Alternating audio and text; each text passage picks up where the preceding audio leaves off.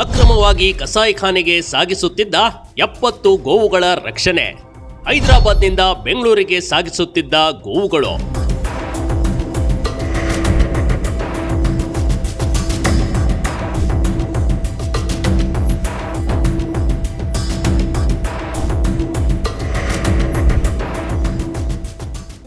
ಎಷ್ಟೇ ಹೇಳಿ ಏನೇ ಮಾಡಿ, ಆದರೆ ನಮ್ಮ ದೇಶದಲ್ಲಿ ಗೋವು ಸಾಗಾಟ ಮಾತ್ರ ಭರ್ಜರಿಯಾಗಿ ಸಾಗುತ್ತಿದೆ ಕಣ್ರಿ.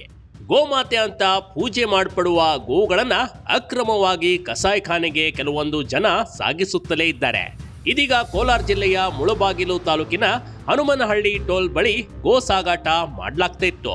ಇಂಥವರನ್ನ ಹಿಂದೂ ಕಾರ್ಯಕರ್ತರು ತಡೆದು ಗೋವುಗಳ ರಕ್ಷಣೆ ಮಾಡಿರುವ ಘಟನೆ ನಡೆದಿದೆ.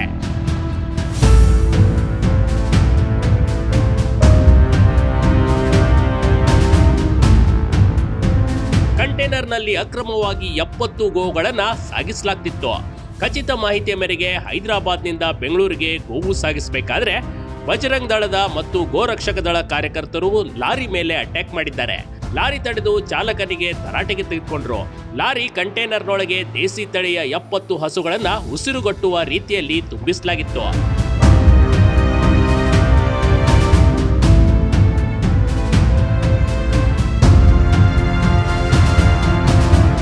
ತಕ್ಷಣಕ್ಕೆ ಮುಳಬಾಗಿಲು ಗ್ರಾಮಾಂತರ ಪೊಲೀಸ್ ಠಾಣೆಗೆ ಮಾಹಿತಿ ನೀಡಿ 70 ಗೋವುಗಳ ರಕ್ಷಣೆ ಮಾಡಲಾಗಿದೆ. ತಪ್ಪಿತಸ್ಥರ ವಿರುದ್ಧ ಕಠಿಣ ಕ್ರಮಕ್ಕೆ ಆಗ್ರಹಿಸಲಾಗಿದೆ.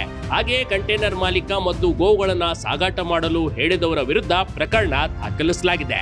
ಗೋವುಗಳನ್ನ ಕಟುಕರು ತಮ್ಮ ಸ್ವಾರ್ಥಕ್ಕಾಗಿ ಮಾರುಕಟ್ಟೆಯಿಂದ ಖರೀದಿಸಿ ಬೇರೆಡೆ ಸಾಗಿಸುತ್ತಿದ್ದಾರೆ.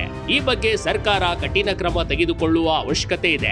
ಏನೇನೋ ಹೊಸ ಬಿಲ್ ಪಾಸ್ ಮಾಡಿಕೊಳ್ಳುವ ಸರ್ಕಾರ ಗೋವು ರಕ್ಷಣೆಗಾಗಿ ವಿಶೇಷ ಕಾನೂನು ಯಾಕೆ ತರುತ್ತಿಲ್ಲ ಎಂಬ ಪ್ರಶ್ನೆಯೂ ಕಾಡುತ್ತಿದೆ. ವೋಟ್ ಬ್ಯಾಂಕ್ ರಕ್ಷಣೆಗಾಗಿ ಗೋವುಗಳ ಮಾರಣ ಹೋಮ ನಡೆದರೂ ಸರ್ಕಾರ ಮಾತ್ರ ಜಾಣ ಮೌನ ವಹಿಸಿರುವುದು ದುರಂತವೇ ಸರಿ.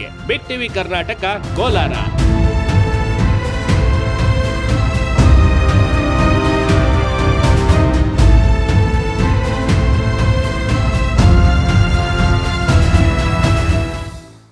ಬಿಗ್ ಟಿವಿ ಕರ್ನಾಟಕ ಯೂಟ್ಯೂಬ್ ಚಾನೆಲ್ಗೆ ಈಗಲೇ ಸಬ್ಸ್ಕ್ರೈಬ್ ಮಾಡಿ.